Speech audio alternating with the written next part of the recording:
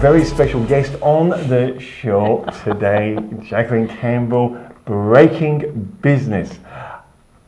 That conjures up all sorts of things. And it's supposed to. What's it all about?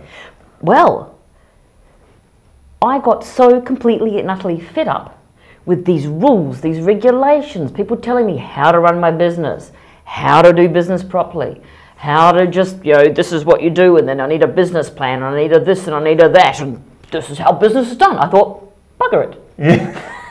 This is not how business has to be done. I do not have to walk into an office and say good morning, good morning, good morning to everybody. I can do things differently. I can be successful and do things differently. So I'm breaking the normal business rules and succeeding. I'm Jackie Campbell. Welcome to Breaking Business. Jackie, breaking business, podcasting, interviewing people doing business totally different all around the world and succeeding, I might add. How did it all begin? Obviously, you've been doing this all your life. So I've got to ask you, I always ask people this, what was your first job? My first job, I was packing groceries. No, before that. Yeah. I was delivering those really annoying circulars that you get in your mailbox from my push bike on Saturday mornings. Wow. Did you earn much money? I earned per circular. Yeah. So, and it was something, it was in the cents. It was, and you weren't allowed to fold, you had to fold them separately. They arrived in these big square packages, and you had to fold them separately, couldn't tuck them together. Yeah. This practice these days of winding them all up with an elastic band, definitely frowned upon. So they all had to be there, so they couldn't all be folded together. It took forever. And then Saturday mornings, my sister and I went one way, she went the other way. We had these routes that we had to do, and to put all of the pamphlets in all of the letter boxes, except for the ones which said no advertising material, no junk mail. We were supposed to put them in because the advertisers did not consider their brochures junk. Oh, well, there you go. That sounds like a lot of work. You would have earned an absolute fortune, I'm sure.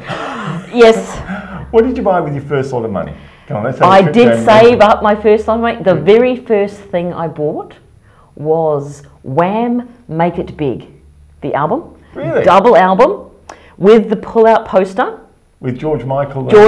Andrew Ridgeley. Oh, that's the other guy. That's the other guy. George Michael and Andrew Ridgeley, with the poster, the words all on the back.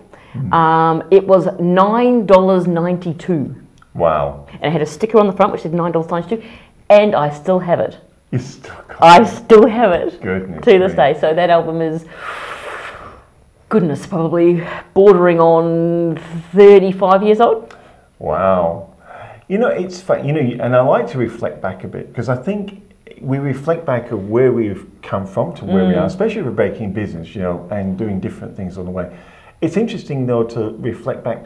What new skill sets do you think you've actually learned along this journey? Because you are in business for yourself, not just with breaking business, but with other ventures.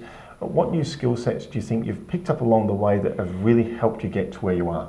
Well, one of the most useful things I learned from that job, I can fold a letter beautifully. All nice and even. You get a letter and it doesn't match up, but the page is wonky, drives me nuts. So I can fold letters nicely. There's a carryover skill, very important. Yes. Skills along the way, my goodness, what I do now is so different than what... In fact, there is some similarities though, because that was all about making sure you had good customer service. And one of the skills I learned at 9 or 10 or however what I was at the time was there was two particular ladies on this route and a really big dog, but two particular ladies on this route, and neither one of them wanted advertising material in their postbox. And we used to know, they used to go about the same sort of time. And one lady, which was on the corner of Leslie Ave and Kenneth Street, used to come flying out the door with a brush in her hand. So it was a case of, it's not advertising, you have to, okay, I won't put it in your letterbox.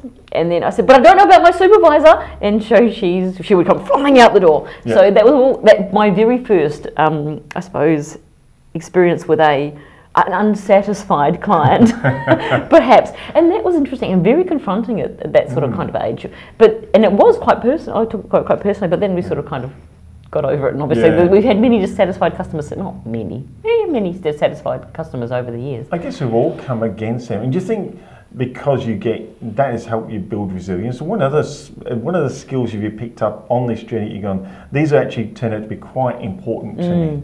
Well, what's been really interesting is many moons ago when I was still at school, I had a particular habit.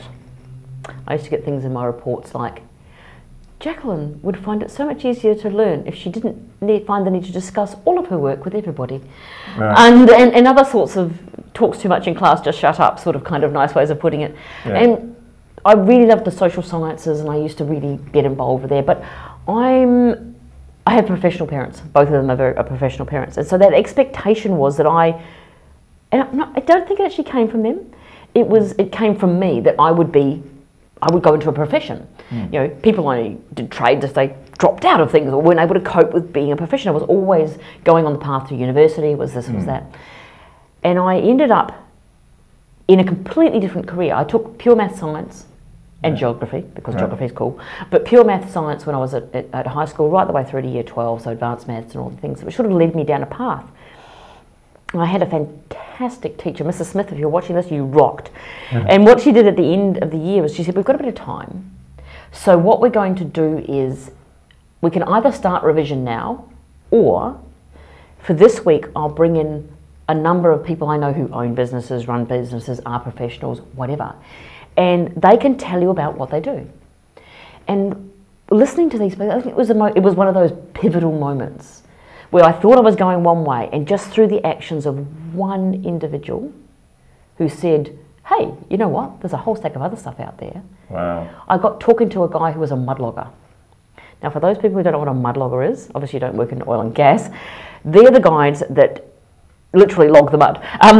So when you've got a well going down, you've got fluids that you add which helps the rocks recirculate so they can come to the surface so you can see the chips and basically work out where you are.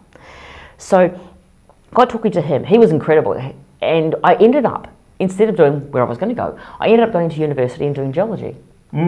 So, and it ticked boxes that I didn't know were boxes. The investigation, the outside, the whole side of things.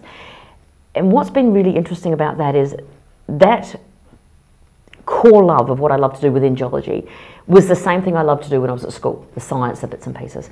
And I've changed careers, completely pivoted on 4 separate occasions. Wow. I'm remembering my old paper round. It's interesting you're saying about the difficult customer and the resilience you've picked up there. And I know we all need resilience as we go through business. You've had an interesting career. You've changed careers, goodness knows how many times now in your short life. Short life. So not quite as short as you think. But what other skills have you picked up that you think have helped you grow and helped you develop this Breaking Business series that you've got now? It's an interesting one, isn't it? Because you sort of kind of go, well, this is where I am now, and it does sort of kind of bend your brain a bit to work out how the heck I got here. And of course, as I've said a number of times before, what got me here is not the same thing that's going to get me there. Yeah. And I think that's probably been the thing I've had to hang on to. Doing my paper route, for want of a better word, I learned a whole stack of things, but it wasn't going to get me to where I needed to go next. So you're right, you've got to learn new things. So you go through school, you do whatever else. I guess you learn along the way, especially when you choose to go into business for yourself, because I didn't used to be in business for myself. I had a corporate job before that. Granted, a very cool corporate job, but a corporate job nonetheless. And what I learned there within that space was that I didn't fit in to everybody else. I had to learn to accept me for me, and that the way I thought about things was different than practically every single other person that I worked with. And then that was a hell of a thing to get my head around. Because, for example, we did a big corporate training thing, and we did the whole, Myers-Briggs. And then the person who was doing the work with us separated us all into, the ENs go over here and the these go over there. It was just more of and what her point was, different's just different. But when I found myself with 36 people in that room, who are my peers, all these other superintendents and other managers, I am the only person standing in my corner. That was really confronting. That would have been challenging. It was, and I initially thought, all the things that you think. And then I thought, well, this can either be a good thing or a bad thing. And we then took a break for lunch. And I'm still standing, everybody leaves the room, I'm still standing in my corner. And she's come across, and that was one of those skills I had to learn, was to accept that I was different and that was okay. Yeah. And that was actually one of my superpowers. And that kind of matches breaking business, isn't it? Absolutely. So learning that was cool because I love investigation. So I learned how to do investigation, and that was became so I've got a couple of superpowers. One, investigation. Yeah. Two, that I'm not the same as everybody else. That's okay, and that rocks. Because everybody else is doing things, everybody else is trying to be the same thing as everybody else. So if I'm different, own it. You remind me, I'm sorry I'm laughing. A friend of mine, he wanted to get into acting. Right. No one would employ him. So what did he do? He went, well, who employs actors? Film companies. Terrific, I'll form my own film company. Absolutely. And created a job that he wanted to do. Well, I've got a friend of mine who is a dancer, fantastic dancer, but she doesn't dance like everybody else. She's got this amazing interpretive side of things. Yeah. She always wanted to dance for the Australian Ballet. Nobody would even give her an audition. So she thought, bugger it. Formed her own company, which has then come on to be one of the acclaimed internationally, because again, they're breaking boundaries, they're doing whatever else. So I guess from that moment, one of those skills I learnt was, one, resilience, two, acceptance, and secondly, and thirdly, because I can, obviously maths is not my strong point. You did pure maths. Yeah. And thirdly, that you can use that to your advantage. Wonderful. And it gives me an unfair advantage against my competitors, because I'm the only person who can do what I do. You talk with such passion about what you do and about breaking business, everything like that. I'm just wondering, do you ever step back? Do you ever take a break out? Do you have hobbies that give you a bit of mind, a bit of space where you're not just in this workspace all the time? That's another skill that I had to learn. When you talk about skills that I learned, I can get a little obsessive about some things. I can relate to that. But you do, you end up really, really focused on what you need to do. And I've got something, thingamajigamy, what do you call them? Saying on my wall, stuck on my wall, which is to truly achieve something, the rest of the world has to think you're a little bit crazy. Because you end up so focused. But the problem with that is you completely fry your brain. And you think that you're operating here, when in all reality, you're actually operating here and then here and then here and then here. I mean, people work 18, 20-hour days. I don't care who you are. You cannot sustain that. It's not possible. Not possible. We're not built like that. So I have a number of hobbies which are just a little out there, but not that crazy. They just don't quite fit with those corporate life normally. Yeah. I have my beloved bees. Yes, I know. I'm slightly obsessive about my beloved bees, though they're a little out of control at the moment, not surprisingly. Again, that's the problem. I'm not capable of doing something okay. Yeah. It has to be the best that it can be. So the problem with that is, and this is a skill I still need to learn, is to give myself permission to stop. So with my bees, I have to stop. Because if I take the lid off a hive, I'm not calm, I'm not giving them the attention they deserve, they will certainly let me know. I have on a couple of occasions been chased back to the car by my beloved bees, when in all reality I should have, because I started thinking about other stuff, business reports, everything just crams into your head, and then you just start doing, they know. And they go, hui, hui, hui, oi. And that's the thing, so that's a mindfulness thing. So my hobby is important to keeping me sane. And the other thing I do is sail. Yes. Badly. But at least you sail. But we race. Yes. And that's the thing, is we have a fantastic boat. It's absolutely just rocking to sail on. Terrifies the hell out of me because I'm not in control. Also, something I need to learn on this journey, just kind of letting go a bit. So you say, what skills have I learnt from where I was doing my paper round and all the way through, other than my investigation? These are all work skills, and I've got every time I learn or master something, I just get to the point where I realise there's so much still to do, so much still to learn, so many people. And that's why I love doing the interviews that we do with Breaking Business. Yeah. Because every single time I have coffee with someone, or we interview someone, or you get a chance to spend time really getting to know someone and how they're working, why they're working, I walk away without fail with new knowledge. It's interesting, and we've talked about the hobbies and we've talked about the business and getting new knowledge. What is it that you do get out of being in business for yourself? What is it you've discovered about that? I'm going to do what I hate my interviewers doing. That is an excellent question. That's the oh my goodness thinking time. Yeah. An excellent question. I sometimes wonder what the hell I was thinking.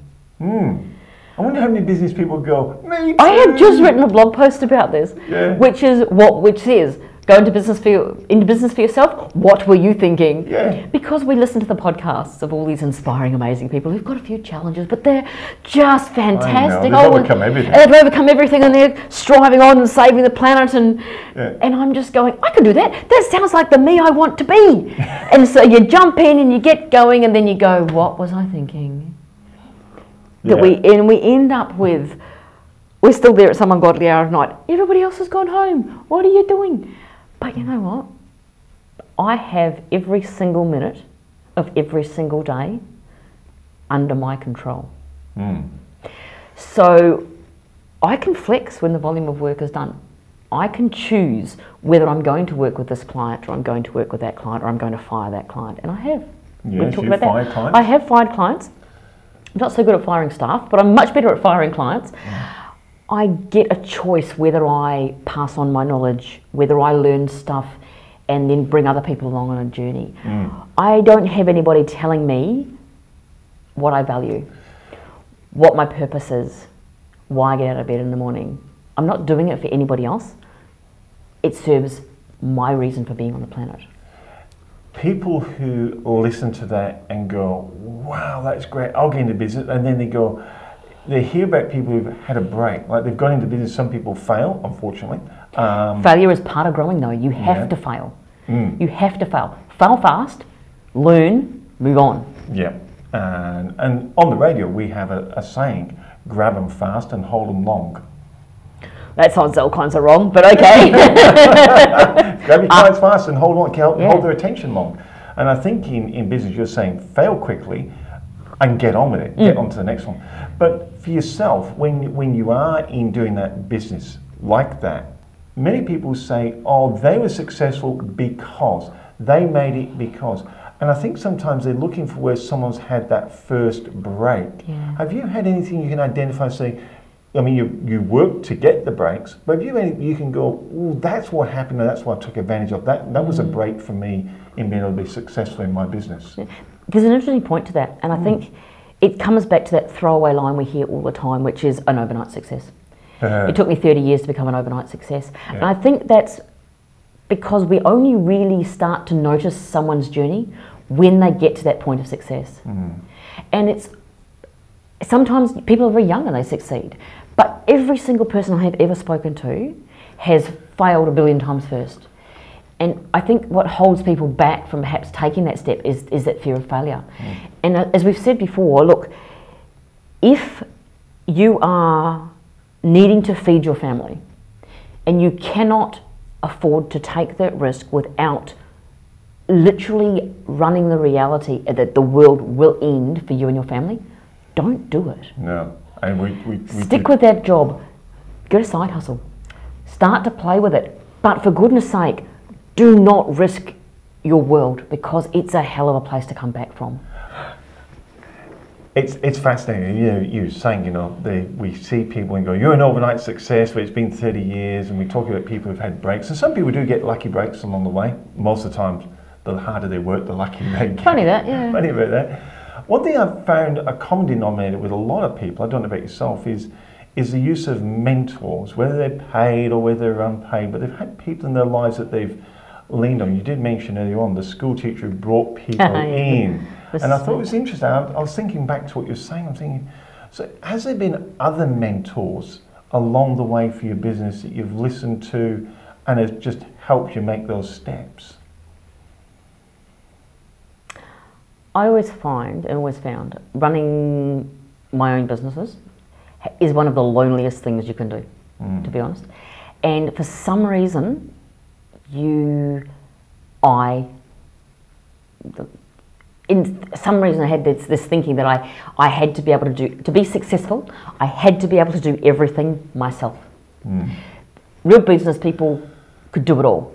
Underpants on the outside, let's do it, cape flapping in the wind as you flew through problem after solution after and you can't do it. And one of my most influential business mentors was actually, it's going to sound like a strange mentor, is actually my niece, who is now the princely age of 17. But at the time, she was about probably six or seven. And I was flying around doing something, and I was over visiting them in Melbourne, and she's gone, Auntie Jax, blah, blah, blah, blah. I've gone, and I always make time for family. So I put down what I was doing, and I've gone, what does it know? And she started telling me this ginormous story about what had happened at school and how the teacher had done and this and that. And I just thought, and I got absorbed into her story. And then she goes, so what do you think?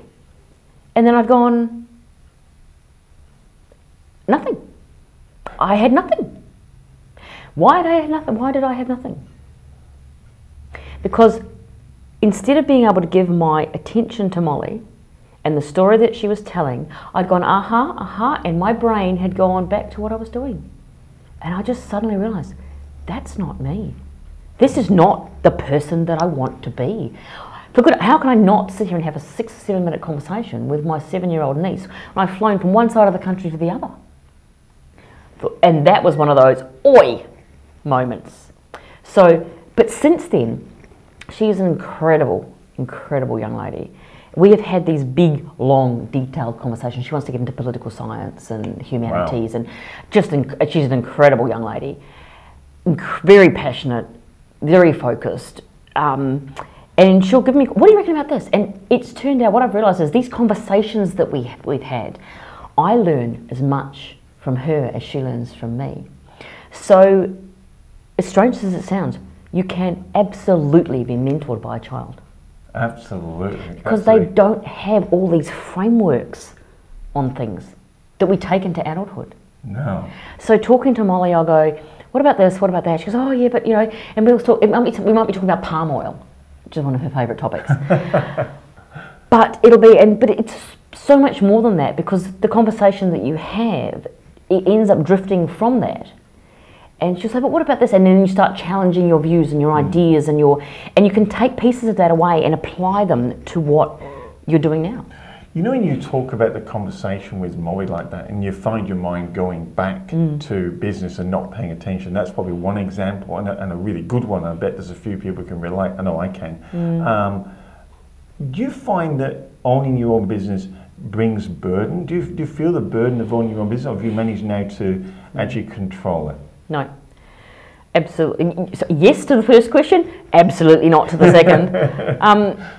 I would love to think, it's funny because you get feedback from people, and I have people seeking, I suppose, coffees, for want of a better word, with me now to say, oh, you've really seem to have it all together, and would you mind, and can you help me, and I've got this struggle. I'm going, yep, cool, no problems at all. Oh my God, I wish I could wake up and actually be the person that people think I am. Because I don't have it together. I get up, I'm usually up by 5:30. I walk into my office, I'm usually at work by 6, and I just sometimes feel so squashed, so overwhelmed, and I just don't know where to start. I'm a maniacal is the word, maniacal list maker. Right. I have lists of my lists. I have software I can create. You've got software. I've got software for lists, brilliant things ever. But I sometimes think I'm just making it worse. It's interesting you talk like that, and because I'm sure that you are the person that people see. We're just a bit hard on ourselves sometimes. But my question is this. You talk about Molly, and there's obviously other members of the family. How do they cope with you being in business for yourself when you are extremely professional and you like everything done at quite a high level? I'm not sure that some of my clients at the moment would agree with you on that professionalism.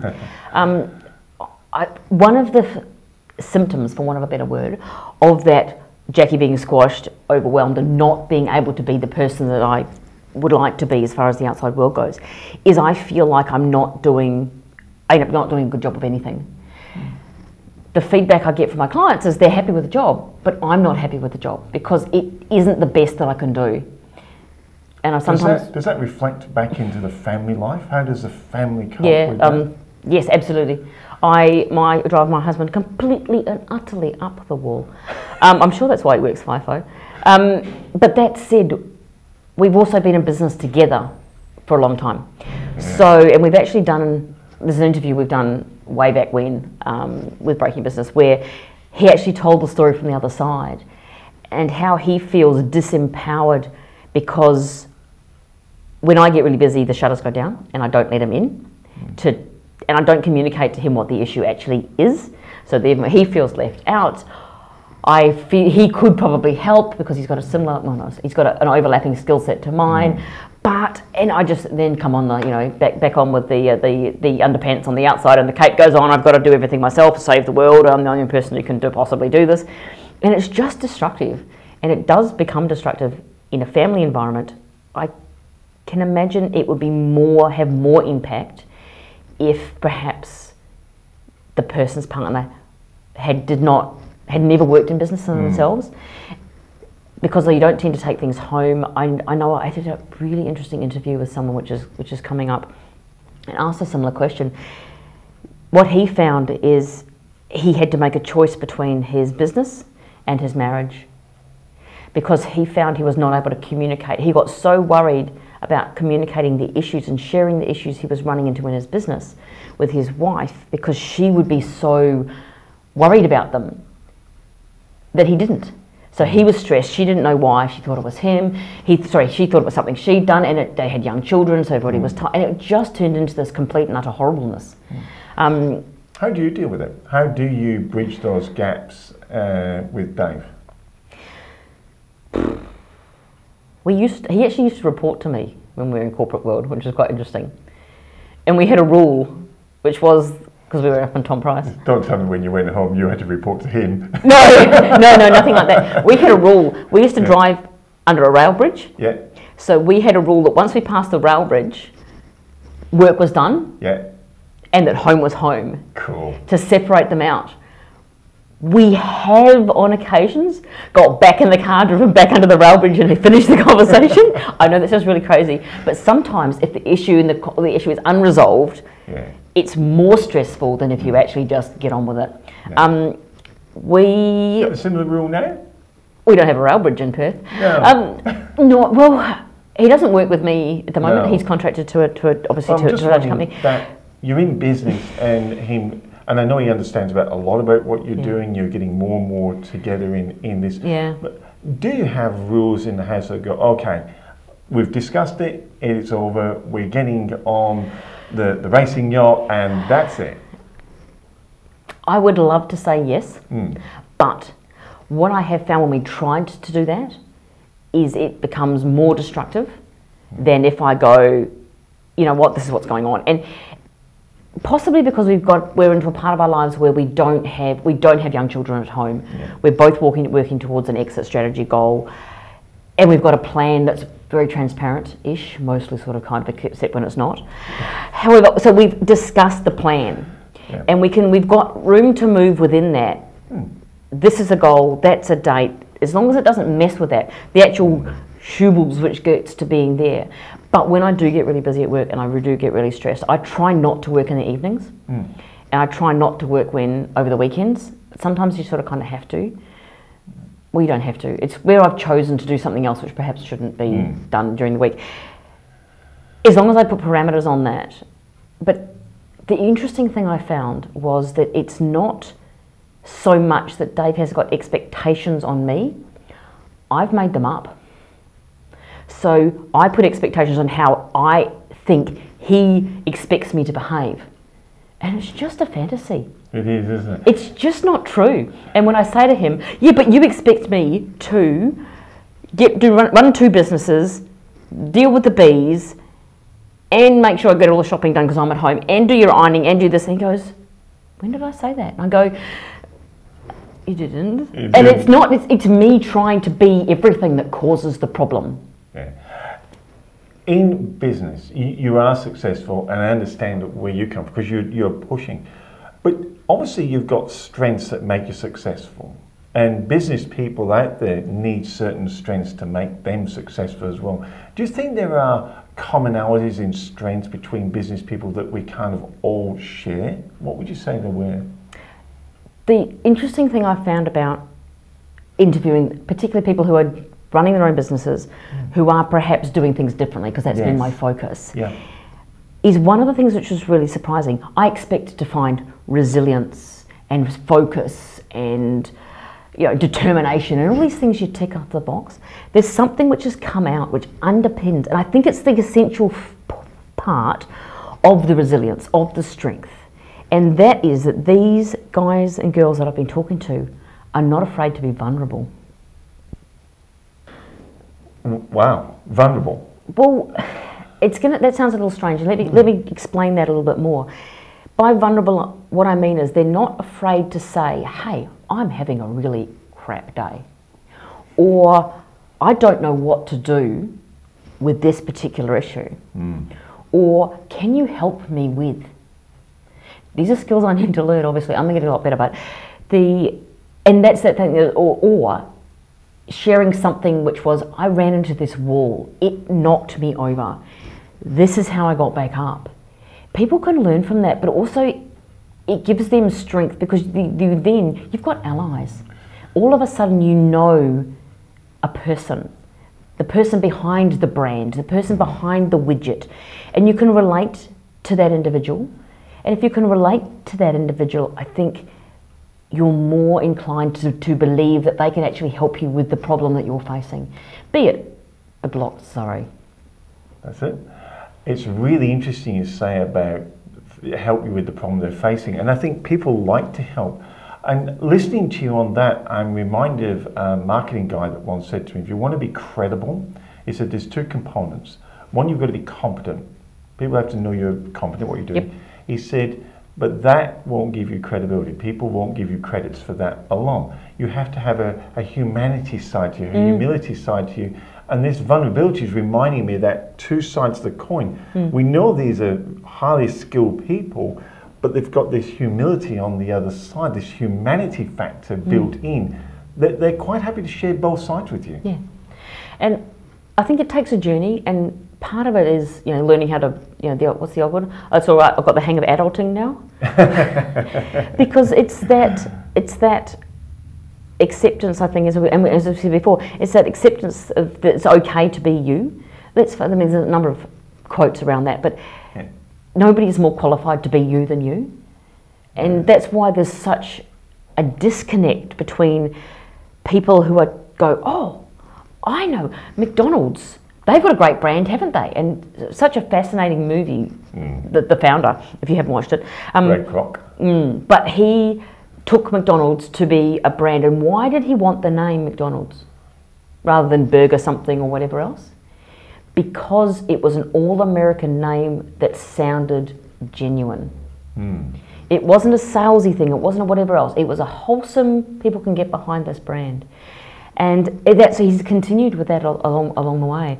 And I think you get the same thing where you see a glimpse of the individual and you go, oh, I'm a real person. I mean, as terrible as Steve Sell, for example, from Yes Loans sounds when he's doing his voiceovers, and he says the same thing himself. You recognise that voice immediately.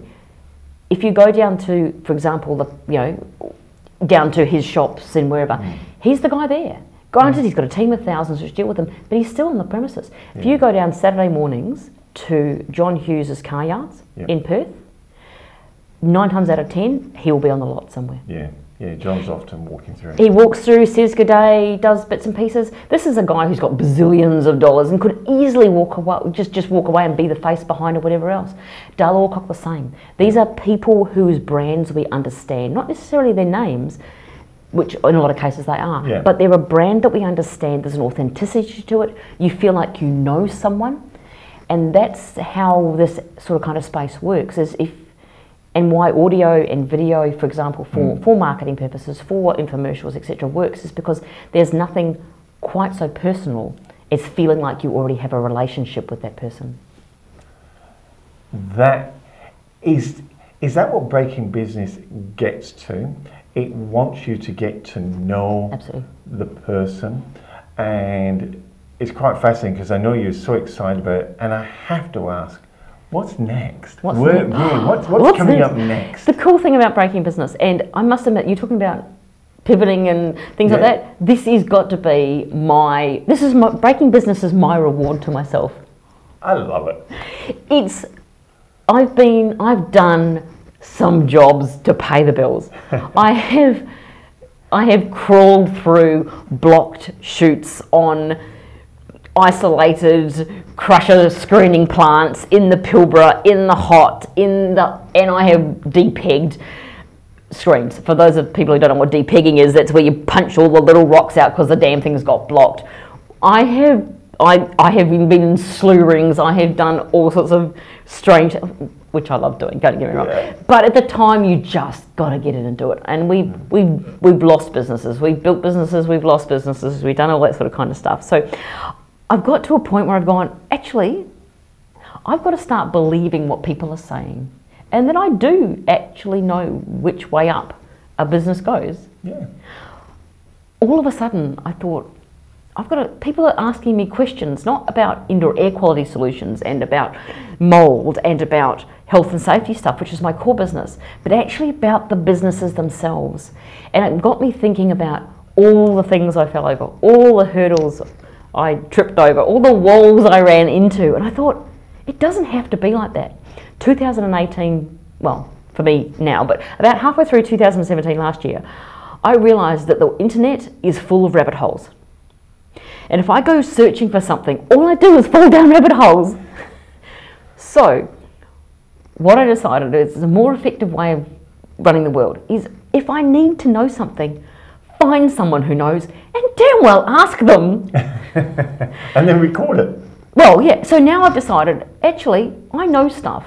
So let's get it out there. And I have had the best time. I've just had such a fun time talking with people, learning about their experiences, hearing their stories, getting to know them, and the opportunities that open up is just beyond belief. Yeah. So the next thing for Breaking Business, we've got a couple of cracker opportunities which have just fallen in the lap over coffee conversations. Yeah. And that's where we're going to be going this year. Just super excited. More to come. So stay tuned for Breaking Business. Jacqueline, you've enjoyed success. You've had lots of business. You've had your ups and downs. You've learnt a lot along the way. I couldn't let you go without asking you, what is the one piece of advice Jacqueline Campbell would give to someone getting into business or who already is in business? What's something they should know? They should know that the stories that you tell yourself a lot of times are far, far more scary than what is actually going to happen. And take the step, because the worst thing that can happen is it doesn't work and you do something else. Wow. Once again, thanks for joining us, Jacqueline. Thank you very much for joining us. It's been an absolute blast talking to you. Next time, mate. Wait for it. Lots and lots of fun. Jacqueline Campbell, Breaking Business, thank you so much. Thank you, Michael.